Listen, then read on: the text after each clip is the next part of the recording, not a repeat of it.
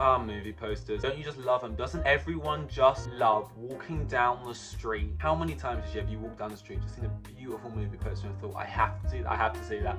None of you stopped up. None of you. This is a 1970. People don't really use movie posters anymore. They've kind of been, you know, replaced by trailers, which sort of are a lot more efficient, I guess, at telling you what the movie's about, but maybe that's not what you want. Movie posters maybe is a bit of a lost art form, but you still get some nice ones that appear, and I really like them when I see a good one. Yeah, I recently saw a video. Elliot, wait, what's this? Elliot is a cool guy. Talking about the best movie posters ever. I ain't got that kind of time. I ain't got that kind of knowledge. But what I do have is less time and less knowledge and a year to review. Indiewire have made what they believe to be the best 33, weird number. I don't know why these article website places always have to pick the most random number. Indiewire said they've got the best 33 movie posters. I'm gonna go through and tell you what I think of them. I have no graphic design degree. I barely even finished school. Number one here, we got like a documentary. It's called Fire of Love. And now I've seen the text. I was scrolling down. The text at the bottom has made me like it a lot more. Yeah, I think it. Well, yeah, documentary film that kind of gives it away. Fire of Love, the greatest lava-fueled love story ever told. Disney Pixar's short. Lava might disagree. No, I've not seen this, so I couldn't argue. I mean, as far as the parts it goes, the actual image I find less hat as Will Smith said, but it's the font. I don't know, like the font, like I really like the red on like this off-white backgrounds. That's appealing to me. I like it. The image itself, I don't know, I give it like a 6.5. I quite like it, but I've got too much to say on it. The font really has, it's really weird font actually. The O just being up here for some reason, and like a weird shaped V, and then the E's that come out, and the R that just loops over, and the E kind of snugly fits in like a little reading corner. Yeah, I really like the font.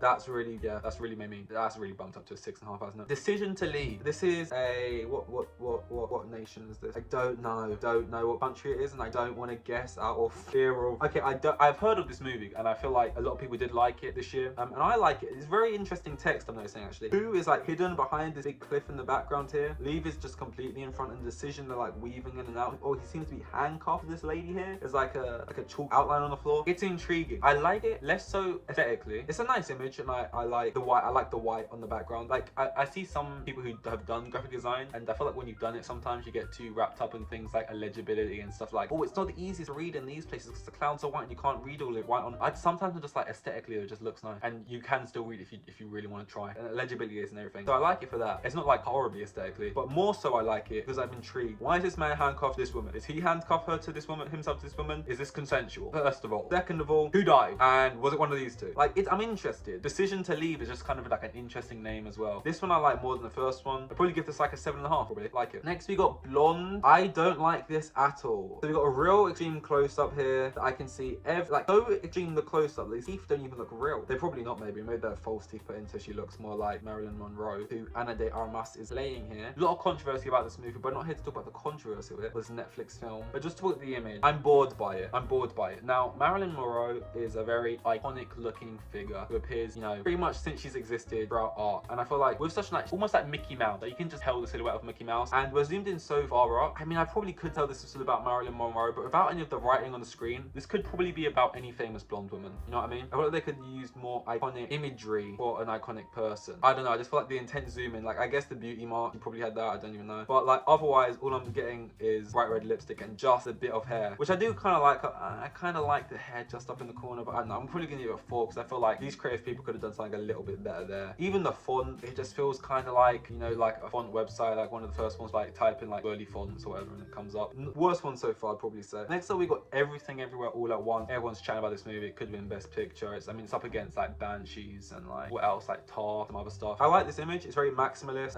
It kind of, for whatever reason, like the design of it, not really, but it kind of reminds me of Lil Nas X Montero, his album. Like how your eye just gets drawn to the center. There's so much going on around it, but this isn't symmetrical because actually when you look at it properly, you can see all the images are different. It's not a symmetrical thing. But yet when your eye just glance at it, it looks so symmetrical. Like if you just look at it for like 5 seconds and scroll away, it's kind of nice. But then yeah, even though all this stuff is going on, I like how your eye still goes to the center and you can read everything everywhere all at once. It's in like a navy blue font. Maybe I would have liked it if they went for a different color, but apart from that, I quite like it. I mean, I don't really like the color purple that much, and these are like a lot of purpley blues in here. So probably if they had like slightly different color scheme, I'd like it a bit more, but it's good. I'd give it like an 8. You know, I quite like a maximalist poster these days.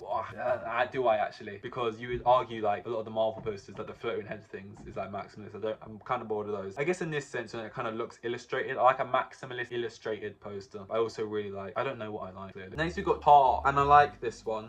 I like it, but it's not gonna get a high score. I feel like it's good, very dramatic pose. You kind of get a sense of what this is about. It's gonna be about music. I have no idea what this is about, so I'm just guessing, but about music, and she's probably like a conductor or like a music conductor. Kind of got like the stick in her hand, and she's a very dramatic pose. Yeah, I feel you could, yeah, because the clothes she's wearing, and I just like it. It's very simple, big block, you know, a film by Todd Field, Blanchett, Tar, Sinfield. It's not the type of poster I think is nice in the sense you put it up on your wall. Feels very sort of movie-esque.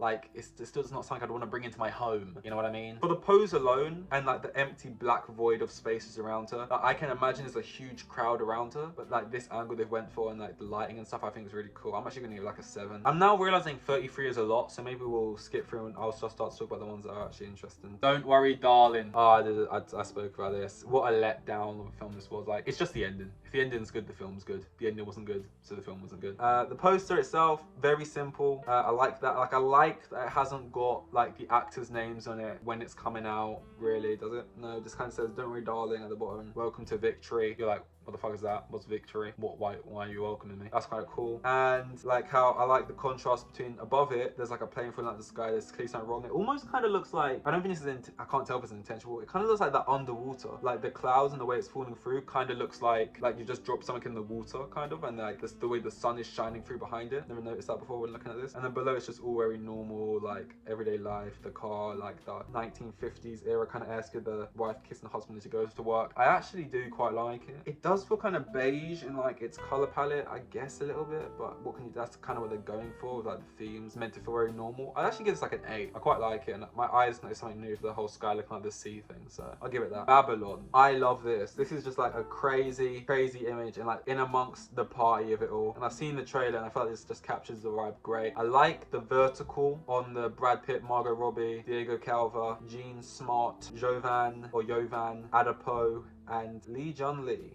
Only in theaters December 23rd. The only thing that I would make it better for me maybe is if they didn't have like the little, I don't even know what it says on that because it's so thin you can barely read it, but like all of like the copyright stuff wherever it says thin line text above it, and it just said Babylon maybe without the only theaters stuff. It had all that mess without it. Still not one I would welcome into my house. Still not one I would put on my wall. But just as the image, like this is really carried by like, they got a great image, great lighting, the colors are great, and then they've just kept it simple. And I can respect it for that. This is gonna get like an 8 for me. She said, I mean, I have to give it like a 1 simply because I just feel like, not that this style has been done loads of times before, but for the simple fact that 13 Reasons Why is where I can think of it being done before. Maybe that was the first place it was done, I'm not sure, but even like if it was just like, I don't know, it's the fact that 13 Reasons Why is where I'm thinking of who did it first. And if you're taking a style of it, and I'm not going against 13 Reasons Why, I'm not a hater of that show, but I just feel like if that's what you're taking from, I can't give you a massive score.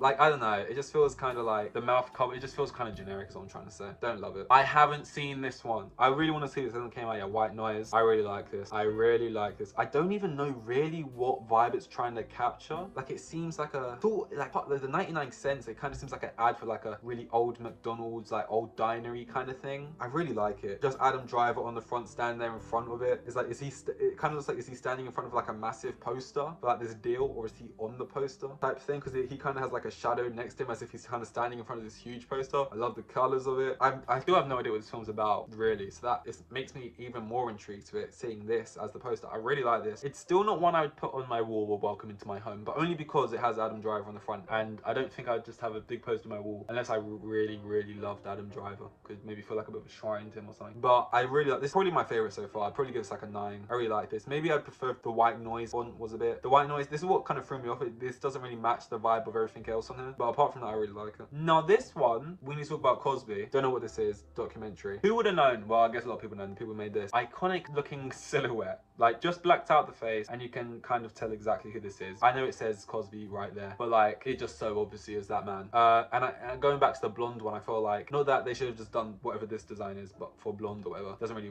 match the elegant vibe of that movie. But with people who have like an iconic feature or face in general or silhouette, more interesting stuff could have been done in this kind of showcase. What I was trying to say earlier, and that's all of them. Movies that weren't on here that I guess you could shout. Don't remember what the Batman one was, but that probably had like something deep red Batman silhouette. I imagine that one wasn't on this list. What else did I see this year? That I remember a lot of people liking the Black Panther poster when that came out. That wasn't on this list.